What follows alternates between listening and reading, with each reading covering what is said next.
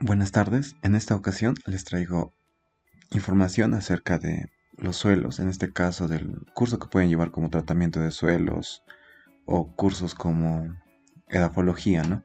Entonces para ello vamos a utilizar diferente bibliografía y también algunas cosas que fui ¿no? adquiriendo, alguna información y dónde encontrarla, ¿no? Entonces les voy a dejar los links de algunos libros y de algunos portales, ¿no? Entonces, para ello, por ejemplo, tenemos Introducción a la Ciencia del Suelo de Daniel Jaramillo, 2002, donde puede encontrar bastante información, ¿no? En este caso tenemos, por ejemplo, las propiedades del suelo, y cada uno por capítulos, ¿no? Está bien detallado y excelente, ¿no? En este caso en español. Y si estamos en la parte básica, también este libro de edafología está, en este caso, ¿no? Más corto que el anterior, pero se puede empezar con este libro, ¿no? Y en este caso para tratamiento justamente de los diversos tratamientos de sitios contaminados para la remediación tenemos este manual de tecnologías de remediación de sitios contaminados, que pueden buscarlo con este nombre y descargarlo, ¿no? Que está a libre disposición. Entonces este es uno de los libros más muy interesantes, ¿no? También tenemos libros en inglés como el de, en este caso, de Whale y de Brandy, desde Nature and Properties of Soils, ¿no? Que tenemos de esta editorial Brook Pearson, que está bastante detallado, tiene muchísima información, entonces el cual también pueden descargar, ¿no? Entonces, empezamos. Aquí tenemos las propiedades químicas del suelo, desde la capacidad de intercambio catiónico que se puede medir en miliequivalentes sobre 100 gramos, el pH de 0 a 14, la conductividad eléctrica que se mide en 10 Siemens sobre metro, y cada una de ellas, ¿no? Importante, en este caso para el suelo, desde la movilización de los metales pesados, o tal vez queremos, en este caso, para la parte agrícola, o desde la perspectiva del medio ambiente, ¿no? Entonces, la calificación del pH del suelo puede ser, ¿no? Justamente se puede determinar el pH del suelo, pH determinado en agua, que tenemos acá, justamente, ¿no? Cuando fue tomado, y esto está tomado de este libro, ¿no? De esta parte, es una captura de ahí, donde tiene esa información, ¿no? Y el otro pH determinado con, en este caso, ¿no? Con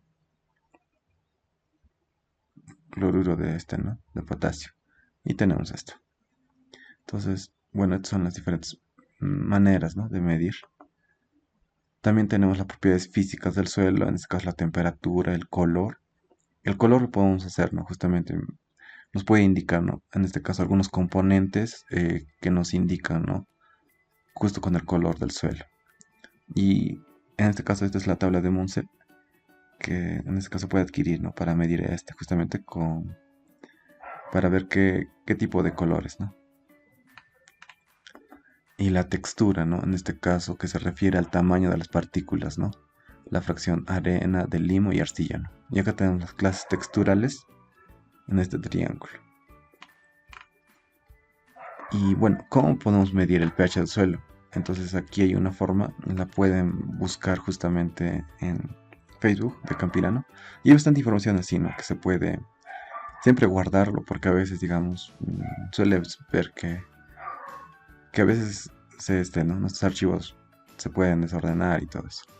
¿Cómo medir el pH? Dejemos. Acá dice tomar una muestra de tierra previamente secada unos 40 durante varias horas, ¿no?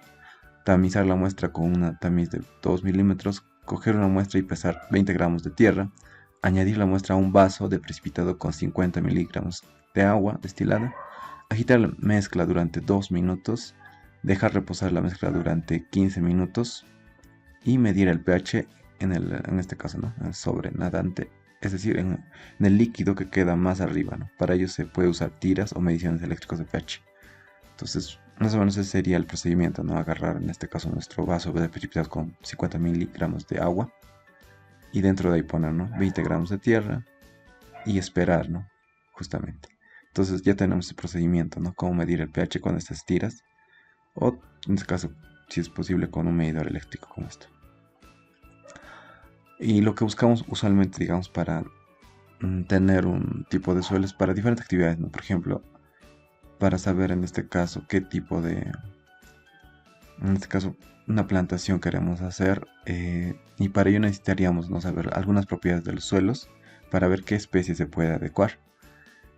Podemos hacer una calicata como en la imagen, de 1 metro por 1 metro, y ver, ¿no? En este caso, por cada estrato.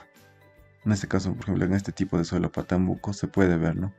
De que se ha medido, ¿no? A cierta profundidad, de 0 a 19 centímetros, después de 19 a 38 otro perfil, de 38 a 81 otro perfil y de 81 a más otro perfil.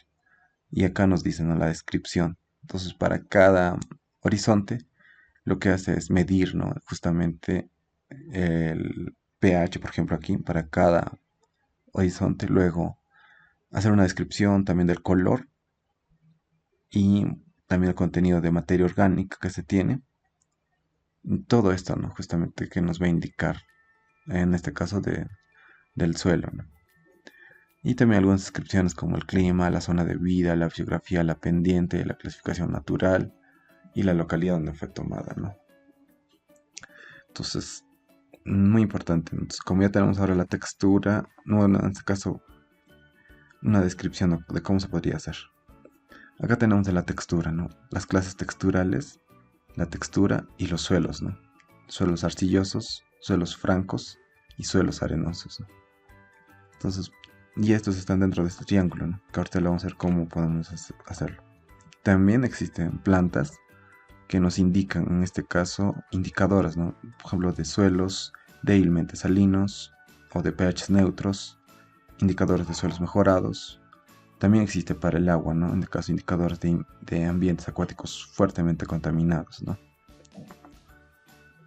Ahora, otro detalle de las plantas también es que hay especies en las que nos podemos fijar que crecen en suelos muy compactados, ¿no? O sea, o muy arcillosos que nos indican, ¿no? Son indicadores. Pero habría que hacer una recopilación, ¿no? De todas estas especies y hacer como que nos oriente, ¿no? En los sistemas de información geográfico tenemos también, ¿no? Justamente el pH del suelo a nivel mundial, la cual pueden descargar en este link. Entonces, esto, por ejemplo, nos permite verlo a nivel espacial, ¿no? Qué distritos o qué regiones, por ejemplo, de un lugar presentan cierto, no sé. Podemos hacer, obviamente, medirlo esto sería mejor. Pero si tenemos información secundaria, ya nos va orientando, ¿no? ¿Qué deberíamos encontrar?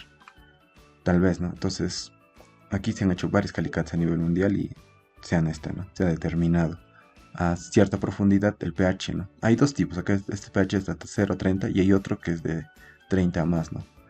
Justamente para la movilización tal vez de los metales a cierta profundidad, ¿no? Entonces eso nos orienta verlo a nivel geográfico, ¿no? Como en esta imagen. Acá por ejemplo en Energy ya lo tengo, ¿no? Y lo que he hecho es recortarlo. Acá tengo el pH de todo el mundo, ¿no? Y esto lo podemos cambiar por colores, podemos cambiarlo aquí. Ya está, ¿no? Entonces acá tenemos de 3 a 10, ¿no? Lo voy a desactivar. Y lo que he hecho es cortarlo simplemente para Puno, ¿no? Activo los distritos y me voy a dar cuenta, ¿no? Acá, por ejemplo, tenemos pHs. En este caso voy a desactivar el de layers, ¿no? Estos acá los nombres. De todos los distritos de la región tenemos que, en esta parte tenemos suelo ácido en la zona norte. En aquí tenemos suelos alcalinos. Y en la parte sur tenemos, en este caso, ligeramente, ¿no? Ácidos. Y por este lado también, por el lado de Mo. Entonces ya nos va orientando, ¿no? Qué tipo de suelo. Esto se puede hacer a más detalle, ¿no? Ahorita, en este caso, por ejemplo, para el pH, lo que usualmente y hecho es ¿no? Para con la información que se tenía a escala 1 a 100.000, ponerlo, ¿no? Para cada uno. Entonces, con un Excel se puede adjuntar. Bueno, eso sería, ¿no? Acá, por ejemplo, vemos algunos suelos neutros, suelos ligeramente alcalinos, moderadamente alcalinos, y coinciden, ¿no? Justamente, pero el otro es información a más grande escala, ¿no? Fuertemente alcalinos y extremadamente ácidos, ¿no? Que ya son en la región de la selva. Y ceja de selva un poco, ¿no? Entonces ya nos va orientando qué tipo de suelo mayormente predomina. Y algunas partes, ¿no? Justamente alrededor del lago Titicaca presentan, ¿no? Ligeramente alcalinas, ¿no? Y también suelos que son fuertemente alcalinos. Entonces acá ustedes pueden descargarlo y pueden verlo, ¿no? justamente en su ArcGIS o QGIS, ¿no? Justamente, ¿no? En este caso, por la contaminación por metales pesados, uno de los factores del suelo que afecta su acumulación y disponibilidad es el pH, ¿no? Y como podemos leer acá, pueden encontrar esto de aquí, esta lectura, que nos habla, ¿no? Por ejemplo, de que los mayores metales tienden a ser más disponibles en un pH ácido, a excepción del arsénico, el molibdeno, el selenio y el cromo, ¿no? Los cuales tienden a ser más disponibles en pHs alcalinos. Pero habría que más ¿no? Siempre en un artículo científico verificarlo, ¿no? Este es un blog, pero estaba interesante, ¿no? Esa lectura. También el pH no es el único, ¿no? En este caso, indicador de movilidad. Puede ser otros factores naturales, ¿no? En este caso, desde la acción del agua y del viento, ¿no? Que puede ir en este caso movilizando. Y acá tenemos, por ejemplo, algunos. Esto está muy interesante, que habla acerca de los medios, ¿no? Medio oxidante, ácido, medio neutro, alcalino y reductor, ¿no? La movilidad puede ser alta de ciertos metales, o media, o baja, o muy baja, ¿no? Entonces nos vamos orientando. Si tenemos información geoespacial, podemos orientarnos, ¿no? Y aquí, ¿no? Justamente esa data que habían visto, esto es de la FAO. Y tenemos mucha información, ¿no? De la FAO, cada la cual pueden descargar acá. Entrando ahí desde agricultura, la parte de biota, aguas continentales, salud.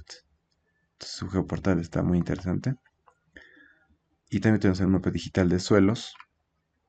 En este mapa digital de suelos, que es en formato Shape, podemos descargar todos los tipos de suelo y vamos a tener esta información, ¿no? Ahora vamos a verlo, ¿no? Ahorita, en el mapa, cómo está, ¿no? Entonces voy a desactivar esto, también esto. Y ahí está, ¿no? Por ejemplo, este es el recorte que le he hecho. A nivel mundial es esto, ¿no? Está proyectado en geográficas, hay que proyectar siempre. Luego lo he recortado, solamente quiero de la región 1. Y como vamos a ver, en este caso solo nos va a dar casi, bueno, en esta parte sin considerar esto, tenemos tres casi dominantes, ¿no? Tres tipos de suelo dominantes. Aquí está justamente puesto en eso. El del tipo I, el del tipo TH y el del tipo TB. Y junto cuando van a descargar esta información, ustedes descargan, les va a dar una carpeta, ¿no? Justamente que es esta carpeta que tiene todo esto, ¿no? Y en esta carpeta está el shape. También van a encontrar esta parte donde dice generalización CU, o sea, esa información que les estoy mostrando aquí, ¿no? Aquí tenemos el porcentaje de arena, de arcilla y de limo, ¿no? Entonces, con estos porcentajes, por ejemplo, podemos determinar la textura del suelo. Como ya habíamos visto en el ArcGIS, entonces, por ejemplo, ¿no? Para el del tipo I podemos determinar. Acá está, ¿no? El del tipo I lo buscamos en esta tabla. Como está a gran escala, ¿no? Solamente es el detalle, pero ya nos orienta, ¿no? Como les decía. Y ahí está, ¿no? El tipo I. Tenemos porcentaje de arena, porcentaje de arcilla y porcentaje de limo. Entonces, por ejemplo, con la tabla de clases texturales, ahí podemos, ¿no? En este triángulo, en el triángulo de clases texturales podemos ubicarlo. Entonces, por ejemplo, ubicamos el porcentaje de arena, que debe estar entre 58.9, dice, ¿no? Entonces buscamos el de arena, ahí está el de arena, y debería de estar, ¿no? Justamente en 58, ¿no? 50 de 50 a 60, ¿no? Pues ahí está, 58. Y trazamos una línea, la línea amarilla. Luego, en el limo, debería estar en 16. Entonces, de 10 a 16, un poquito más de arriba, ¿no? 16. Y la otra línea tiene que pasar, ¿no? Justamente va a pasar por la intersección, ¿no? Entonces, el porcentaje de arcilla, que está en 24, y ahí está, ¿no? De 20 a 30, trazamos, ¿no? 24 aproximadamente. Y como podemos ver, se ha trazado en franco arcillo arenoso, ¿no? Entonces sería el tipo de textura de mayoritaria, ¿no? De todo este tipo de suelo, ¿no? Que se tiene. Y el otro también podemos determinarlo de igual manera, ¿no? Utilizando esto, la cual les voy a dejar para que practiquen. Y bueno, o pueden practicar en su región, ¿no? Entonces, o sea, los tipos de, justo utilizando este triángulo. Entonces ya tenemos este triángulo. ¿Y cómo determinamos, ¿no? Esto de aquí? Hay varias maneras. Nosotros manualmente apretando justamente la mano o así formando cintas. Y, o el otro utilizando justamente un hidrómetro en este caso el método se llama hidrómetro de Boyuicus, ¿no? En este caso se aproxima, y el otro también es la pipeta de Robinson. En este método, acá nos dice que se aproxima más a lo que se encuentra en una planta, no se elimina materia orgánica. Probablemente en este caso usted tiene pseudos monos de arena, o sea, no es cuando se utiliza este instrumento, ¿no? Y acá tienen justamente el procedimiento que pueden utilizar en el laboratorio. Acá les dejo justamente, ¿no? Tienen que tener ciertos ¿no? Por ejemplo, agua destilada, en este caso si se requieren, ¿no? Materiales y métodos, un hidrómetro, una batidora eléctrica, un cilindro graduado en 1000 miligramos, un termómetro, y ahí está una fórmula, ¿no? Van a verla, cual cosa se puede determinar así en laboratorio, ¿no? Justamente estos porcentajes, y luego utilizar esto. Y el otro es utilizando, ¿no? Justamente solamente utilizando nuestra mano y el Entonces en el caso de que no se ¿no? Por, por algunos casos. ¿Y para qué nos sirve la textura? O sea, nos indica, por ejemplo, muchas veces algunas especies se desarrollan en algunos tipos de suelo, ¿no? O sea, mejor, ¿no? Más óptimamente. Entonces, para eso, ¿no? Y también hay capacitaciones muy, muy importantes, las cuales pueden ustedes ¿no? verlas en YouTube. Por ejemplo, acá tenemos de línea, que nos habla, ¿no? De la aplicación, en este caso, de cal, y en que, por ejemplo, ¿no? Por ejemplo, acá lo que nos recomienda es aplicarlo justamente al inicio de las lluvias, ¿no?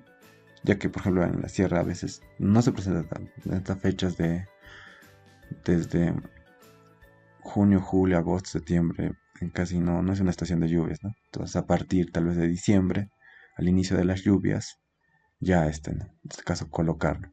Y bueno, no solo se debe echar una sola vez, sino la frecuencia, ¿no? De 2, en este caso 3 años, ya que muchas veces el aluminio o otros metales que en este caso son los que ¿no? Demoran en reaccionar, ¿no?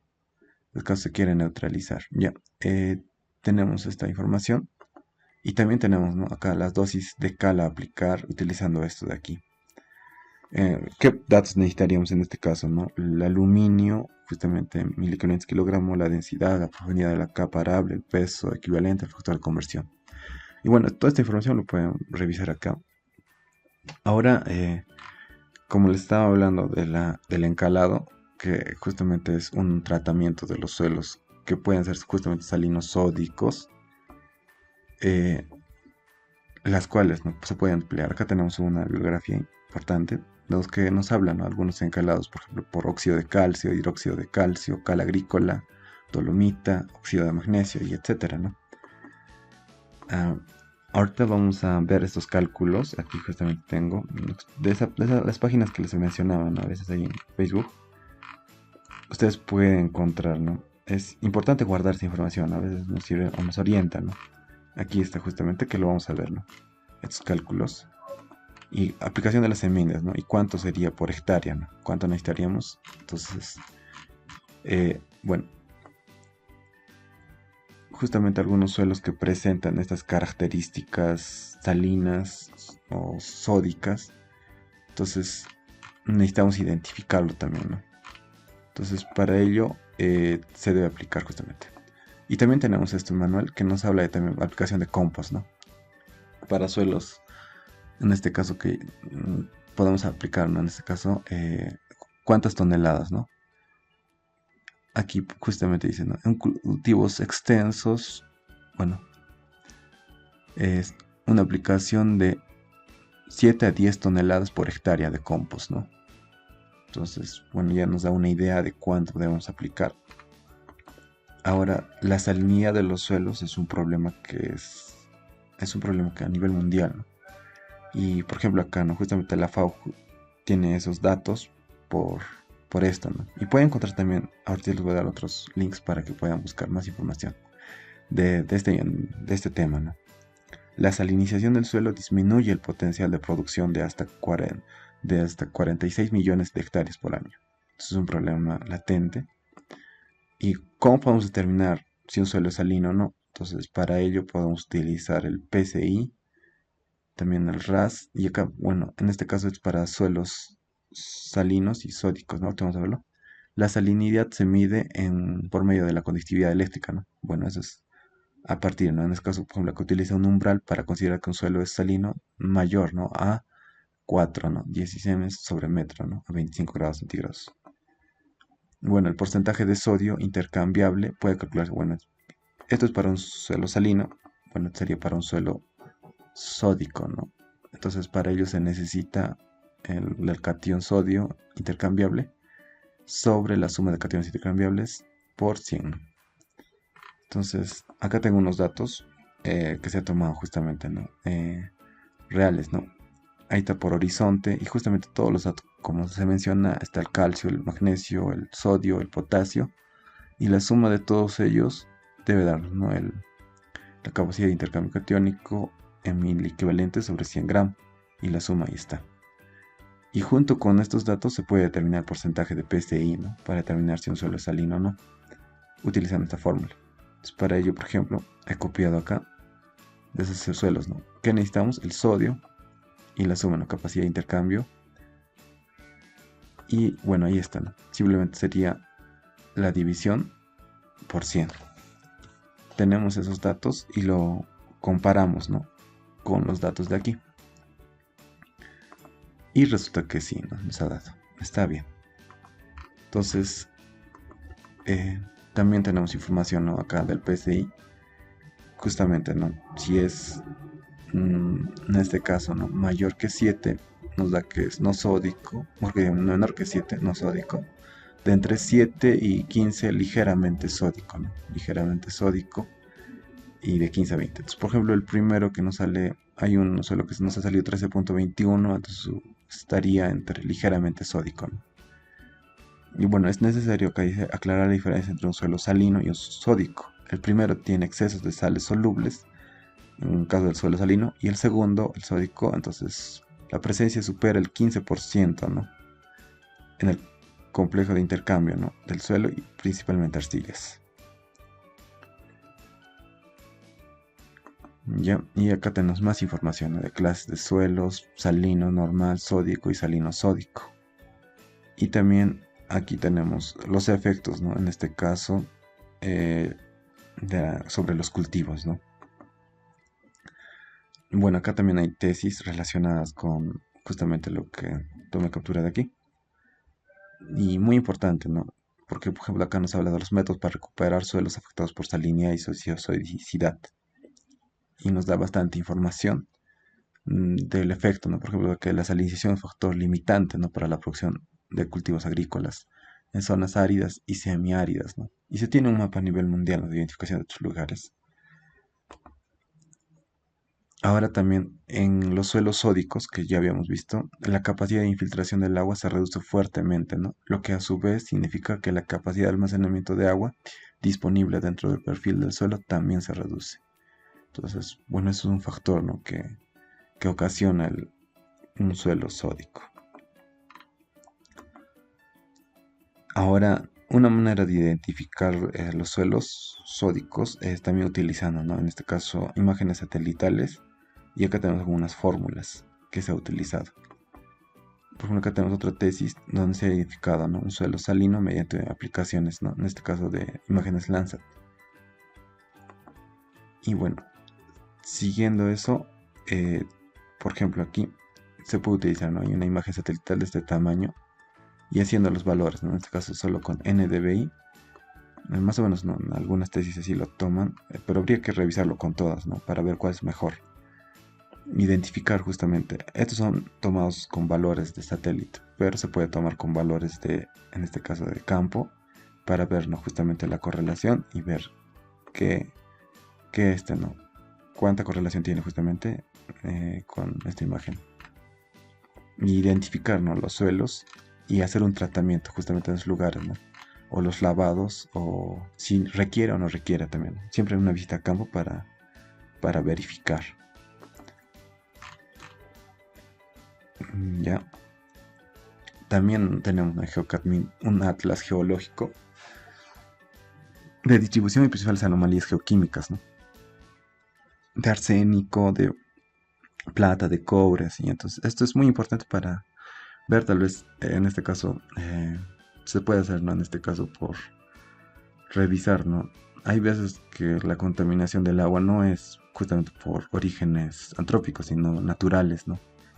O tal vez viene en este caso, de volcanes que están, ¿no? De rocas volcánicas y que reaccionan, ¿no? Con el tipo de suelo, el ambiente reductor o el agua subterránea, las cuales contaminan, ¿no? Con arsénico, le liberan el arsénico a cierto ¿no? U otros, puede pasar, entonces hay que investigar, como digo, ¿no? Entonces, algo que se puede hacer, ¿no? O se puede identificar en todo, en una cuenca, así. Acá tenemos estudios de recursos minerales, rocas y minerales industriales a escala, también se puede verificar, y compendio, ¿no? Aquí, por ejemplo, acá yo lo tengo el compendio, compendio de rocas y minerales, y aquí hay una selección de mapas, ¿no? Y dentro de estos mapas, por ejemplo, acá, se puede revisar y tenemos, ¿no? Por ejemplo, la ubicación de rocas y minerales industriales, arcilla común, ubicación, arcilla refractaria, bentonita o caolín, ¿no? Entonces, ¿dónde podemos encontrar algunos? Entonces, eso nos permite de dónde podemos extraer para hacer justamente nuestra experimentación, porque algunas arcillas tienen ciertas propiedades de retención de metales pesados, las cuales vamos a ver. O también con imágenes, ¿no? Por ejemplo, acá se tiene un mapa de anomalías espectrales Landsat para óxidos y arcillas, ¿no? Para identificarlo. Entonces pueden ver ese producto dentro de este link. Otra forma que también había otros estudios que nos dan la ubicación, ¿no? Justamente en UTM de algunas ocurrencias. Y acá, mira, tenemos las fórmulas del cuarzo, de la muscovita, de la caolinita, el porcentaje que se ha hecho de la composición mineralógica, ¿no? Entonces, dentro de estos estudios, por ejemplo, entonces nos vamos a ir a ArcGIS y si tienes la ubicación, se puede poner, ¿no? Como lo que he hecho acá. Entonces acá, por ejemplo, morelinita, ¿no? Y lo que hemos hecho, ¿no? La ubicación, en qué distritos, podemos saber en qué distritos ya están. Y la cantidad que tenía, ¿no? Porcentaje del 100%, ¿no? Entonces acá voy a activar el de distritos. Y también tenemos arcillas final.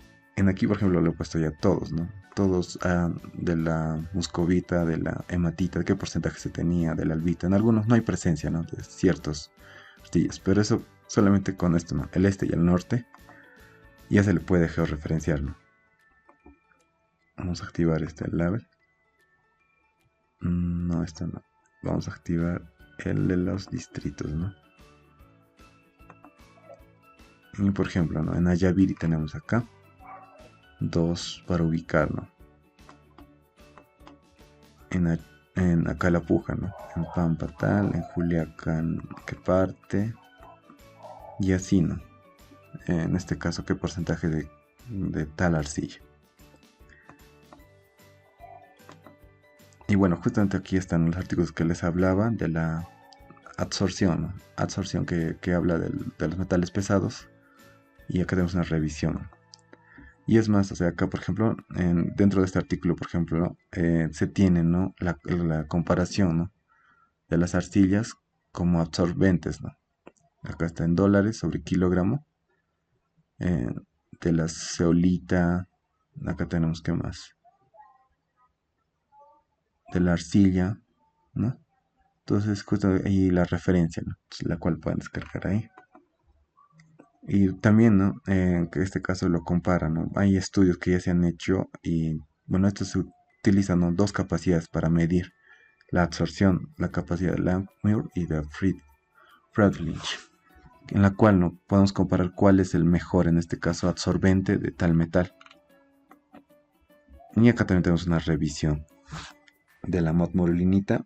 Hay algunos artículos, en este caso muy interesantes, que nos hablan acerca de las propiedades, ¿no? Justamente por qué absorben, ¿no? O sea, estos metales y qué es lo que los lleva, por ejemplo, a la conductividad eléctrica o la capacidad de intercambio catiónico. Entonces, por eso es importante guardarlo, ¿no? Me recuerdo que lo tenía, solamente que ese trabajo se perdió. Bueno, por eso es importante que guarden muy sus ¿no? Las revisiones que tengan así. En este caso también, ahí está la de la FAO, la salinización del suelo deja fuera de producción hasta 1.5 millones de hectáreas de tierras agrícolas por año. Entonces es un problema, ¿no? Y acá pueden revisar la información justamente, toda una página dedicada a esto, de la salinización, los impactos de la salinización y qué se puede hacer, ¿no? Otros problemas que afronta el suelo también es el hecho de las quemas, ¿no? Y acá tienen justamente, pueden revisar los incendios, los aislamientos y la pérdida de materia orgánica son las principales amenazas antropogénicas para el suelo y su biota. El otro hecho también es, aquí no tenemos, cuando los suelos han sido extremadamente degradados por obras de minería o ingeniería, se necesita una combinación de estrategias de rehabilitación de suelos. Entonces, acá tenemos importante información de la fauna, que pueden seguirlo en sus redes sociales y pueden descargar bastante información acerca de esto. También tenemos el carbono orgánico del suelo, que es el principal componente de materia orgánica del suelo, ¿no? Y también se ha elaborado un mapa de esto a nivel mundial, la cual pueden descargar en su portal, ¿no? Aquí tenemos un libro, está muy hermoso este libro, justamente nos habla, ahí tiene sus scripts en R y todo eso. Aquí está el geoportal que les mencionaba y ahí está en GeoTIFF, ¿no? Si está en GeoTIFF se puede descargar y verlo, ¿no? En este caso, este mapa, y pueden verlo dentro de su sistema de información geográfica, ¿no? Y la importancia justamente del secuestro de carbono también está dentro de este geoportal. También tenemos algunas tesis, en este caso de estimación de captura de carbono de especies provenientes de humedal, ¿no? Evaluación de captura de carbono de bofedales. Y dentro de aquí hacen, ¿no?, justamente la descripción de varias especies que están dentro de los bofedales, ¿no? Y compararlo con otros, en este caso con otros bofedales de especies aquí en uno sería importante también, ¿no? Para tener, en este caso, mayor información, ¿no? Y siempre, ¿no?, si se hace un análisis de ese tipo, ver todas las prácticas del suelo, ya que vamos a ver con el tiempo, o sea, remediar un suelo requiere un análisis, ¿no? Una caracterización del suelo para determinar, porque hay muchos factores que pueden ser, ¿no?, los que varían. Y bueno, acá también tenemos un procedimiento metodológico de identificación y categorización de precisión de áreas degradadas en ecosistemas terrestres que pueden descargar con este link. Bueno, este es en el libro que les refería, del inglés, aquí de Natural Properties. Aquí tenemos una información muy valiosa en la página 939 acerca que nos habla de los, justamente, ¿no?, de los botaderos o de los rellenos sanitarios, que bueno, en este caso, de un botadero sobre todo sería, ¿no? En este caso, si es demasiado permeable, permitirá que el lixiviado pase tan rápido que se produzca una pequeña atenuación de los contaminantes. El suelo debe ser lo suficientemente, ¿no? O sea, debe tener una capacidad de intercambio catónico para absorber, ¿no? Absorber, como dice acá, el potasio, el sodio, el cadmio, el níquel y otros cationes que se espera que liberan los desechos. El suelo también debe absorber y retardar los contaminantes orgánicos al tiempo suficiente, ¿no? Entonces, bueno, acá nos da unas recomendaciones, justamente. Y bueno, ¿cuáles son, en este caso, los factores ambientales para la formación del suelo? Aquí tenemos justamente de ese mismo libro que nos habla, ¿no?, del clima, del relieve topográfico, de la materia parental y del tiempo, ¿no?, y de los organismos. Y también nos habla justamente, ¿no?, de cómo se va formando algunos tipos, en este caso, aluvial, marino, coluvial, ¿no?, de los qué depósitos. Algo interesante es aquí, dentro de ahí podemos encontrar, ¿no?, la diferencia entre un tipo de suelo que tiene pastizal y uno del tipo que tiene árboles. Como podemos ver acá, por ejemplo, en el del pastizal hay mayores cantidad de horizontes. ¿Y a qué se debe eso? La profundidad de las raíces. Y porque aquí, en este caso, hay una acumulación, ¿no? En este caso del BT, ¿no? Del horizonte BT.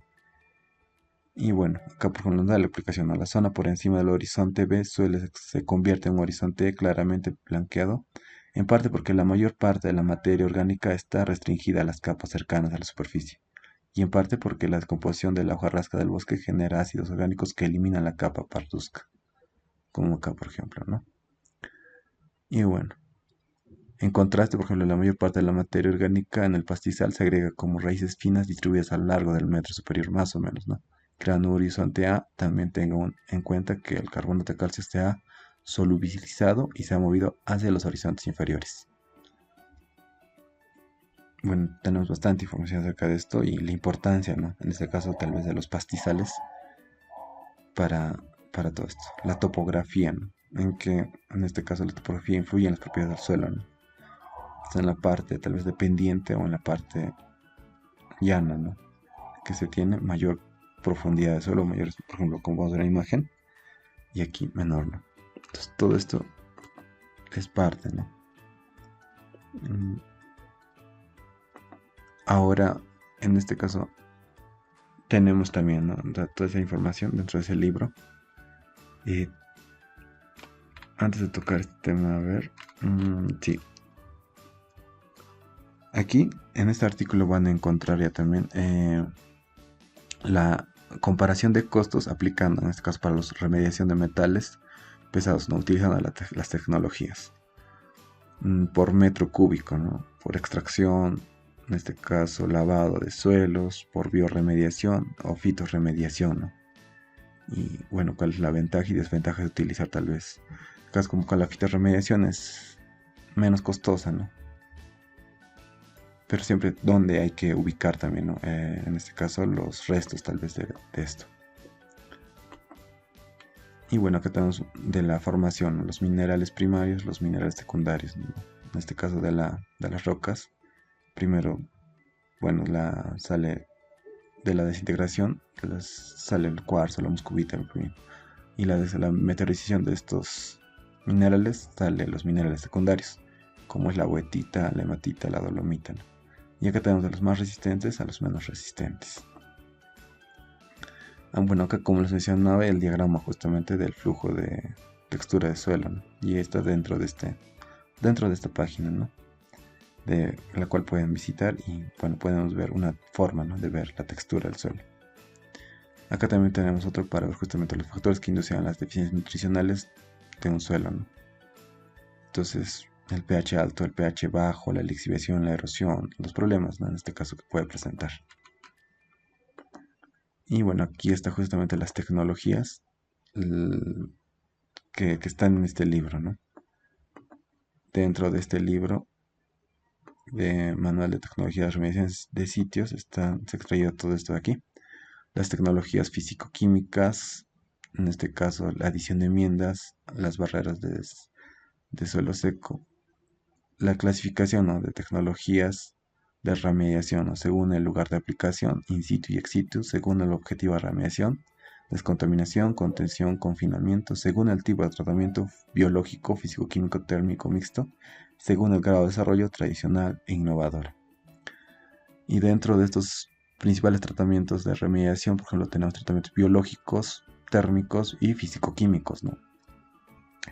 Dentro de los biológicos hay la bioaumentación, la biodegradación, el bioventing, el compostaje, la fitorremediación, el ad farming, los lodos biológicos, las pilas biológicas. Y dentro de los tratamientos térmicos tenemos el calentamiento por conducción térmica, calentamiento de radiofrecuencia, incineración, inyección de aire caliente. O sea, tenemos un montón, ¿no? Y tratamientos físico-químicos, ¿no? Adición de enmiendas, barreras de suelo seco, barreras hidráulicas. Pues para ello hay que ver justamente, ¿no? Estas tecnologías. Aquí, por ejemplo, hay una tesis que se ha hecho del análisis de comparación de bioremediación de suelos contaminados con mercurio por actividad minera aplicando la tecnología de la vermicomposta. Y tenemos acá el diseño experimental, ¿no? De cómo se ha hecho. Siempre hay que revisar de cómo se ha hecho para poder replicarlo, tal vez, ¿no? La identificación de zonas mineras informales basada en procesamiento de imágenes satelitales. En este caso, utilizaba las imágenes satelitales para identificar zonas mineras informales, ¿no? Y utilizando, en este caso, los diversos índices y haciendo, ¿no? Justamente los valores para determinar, ¿no? Las zonas de impacto, por ejemplo, de pasivos ambientales, ¿no? Y los beneficios, en este caso, de la cal agrícola, ¿no? Que tenemos ahí. Y bueno, acá tenemos algunas fórmulas. Ahí está la fórmula del sulfato de calcio hidratado, que es el yeso. El hidróxido de calcio, su fórmula química. La cal agrícola. ¿Y por qué es importante? Porque para aplicar la enmienda, ahora vamos a utilizar en este caso algunas fórmulas Y para ello, ¿cómo aplicamos, no? Justamente empezamos aquí, ¿no? ¿Cómo bajar el PSI acá, ¿no? Que habíamos visto, ¿no? Para un suelo sódico. Y acá, ¿no? La capacidad de intercambio catiónico es la suma, ¿no? De milia equivalentes, ¿no? Por ejemplo, acá tenemos el calcio 4, magnesio 3, potasio 1, sodio 2. Si sumamos todo nos da 10. Lo que vamos a hacer es cambiar, ¿no? En este caso, el sodio, vamos a quitarle 1, pero va a ser, sigue siendo 10. Lo vamos a reemplazar por uno de calcio, ¿no? Ahí está justamente con el de yeso, ¿no? Vamos a agregar eso y se va a cambiar. Y vamos a tener más, más cationes de calcio. Entonces, para ello vamos a aplicar una enmienda que es el yeso. Vamos a bajar el PSI del 20% al 10%, ¿no? Entonces, para ello vamos a utilizar nuestra regla de 3 simple. Y después de eso vamos a reemplazarlo, ¿no? Acá tenemos los por miliequivalentes de sodio con miliequivalentes de calcio. Y bueno, vamos a multiplicar por 10, luego por la fórmula. Entonces acá lo tengo más para explicarlo. Ahí está, ¿no? Este sería el principio de aquí. 100%, 10 miliequivalentes, ¿no? Es del total. Ahora vamos a bajarle 10%. ¿Cuántos miliequivalentes sería? De la cual nos sale que va a ser un miliequivalente, ¿no? Justamente de sodio. En este caso sobre 100 gramos de suelo, ¿no? ¿Por qué 100 gramos de suelo? Porque aquí ya lo teníamos, miren, aquí. Ahí está, ¿no? Estamos trabajando con miliequivalentes 100 gramos de suelo. Entonces, por esa razón. Ahora tenemos un miliequivalente de sodio. ¿Cuánto es? Entonces si vamos a la fórmula del sodio, ahí está, 2, ¿no? Entonces, pero esto es de 10 tenemos 2, pero como son 100, sería justamente, en este caso, si esto fuera 100, ¿no? Entonces sería 0, no, ¿cómo sería esto? ¿Cómo le explico esto de aquí? Si tenemos un miliequivalente de sodio, entonces es 0.02 gramos de sodio, ¿no? Y acá tenemos un miliequivalente de calcio. Ya. Entonces vamos a utilizar acá también regla de 3 simple. Y vamos a tener esto, ¿no? Ya, esta parte me estoy ¿no? En 0.02 gramos de calcio. Bueno, acá era sodio, ¿no? Acá sodio. Esto de aquí lo he puesto porque justamente, ¿no? En este caso vamos a trabajar con esta parte, ¿no? Ese sería sobre 2 sobre 100 gramos, ¿no? La cual tendríamos 0.02, ¿no?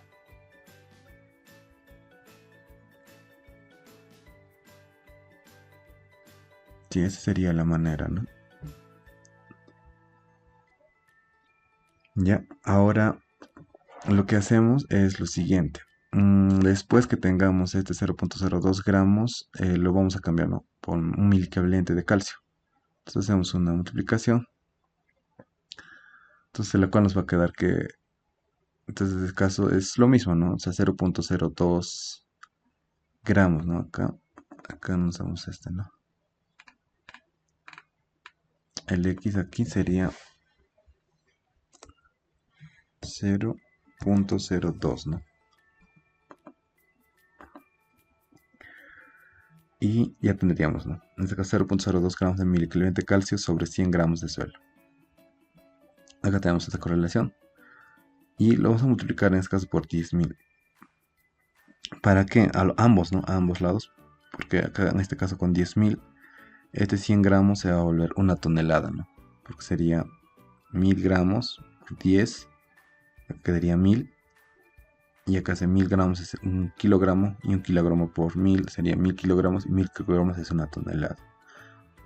Aquí sería 1000, en este caso de igual manera, ¿no? En este caso le voy a quitar 1000. Y 1000 lo voy a tener como un kilogramo. 1000 gramos es un kilogramo. Y me va a sobrar un 10. 0.02 por 10. Aquí me debería de dar 0.2, ¿no? ¿Dónde está? Sí, 0.2. Acá también falta corregir, ¿no? Entonces aquí sería 0.2 y 0.2. Ahora en aquí estoy haciendo una regla de 3 simple. donde voy a tener, ¿no? En este caso por este, ¿no? Por el este. Acá tenemos la masa atómica, ¿no? En este caso de 40, en este caso lo puedo poner como 40, 0.2 kilogramos de equivalente de calcio, tiene 40 su peso. Y acá tenemos de la fórmula del yeso, que va a ser 172. Hacemos de nuevo la regla de 3 simple. Y nos va a dar, ¿no? En este caso, cuánto de yeso se necesita, ¿no? En este caso, por tonelada, ¿no? Como estamos haciendo acá. Sería 0.86 kilogramos por tonelada. Ahora, en una hectárea, aproximadamente hay 3.000 toneladas de suelo. Eso sería para un suelo aproximadamente de 18 centímetros de capa arable. Multiplicamos, en este caso, por 3.000 a 0.86, vamos a tener que aproximadamente, ¿no? 2.580 kilogramos, ¿no? Es decir, casi 2 toneladas y media de yeso, ¿no? Para una hectárea, ¿no? Para bajar justamente el peso. Más o menos esta sería la idea. Utilizando esto, ¿no? De 0.02, ¿no? En este caso utilizar esta enmienda, ¿no? Bueno, acá tenemos más en este caso, utilizando la fórmula, y en caso de la enmienda 2, ¿no? Y el volumen de agua. Todo este material les voy a dejar en el ¿no? En la descripción del video, el PDF, para que lo puedan revisar, ¿no? Bueno, entonces esto era lo que les quería compartir. Y siempre, ¿no? Buscar más información. En este caso, por ejemplo, acá tenemos la arcilla, justamente que lo hemos descargado de GeoCADMIN. Y bueno, lo que tenemos es ¿no? Nos da también algunas información de lugares, ¿no? Donde se puede encontrar tipos de ¿no? En este caso de arcillas, o tal vez el yeso, ¿no? En este caso, las canteras, ¿no? Y bueno, también tenemos el mapa de cobertura agrícola, que nos da una visión, ¿no? En qué tipo de suelo es el que se ha desarrollado más, ¿no? Justamente toda la agricultura. ¿Y qué especies están ¿no? Bueno, eso sería lo que les quería mostrar hasta esta parte. Gracias por ver el video. Hasta la próxima.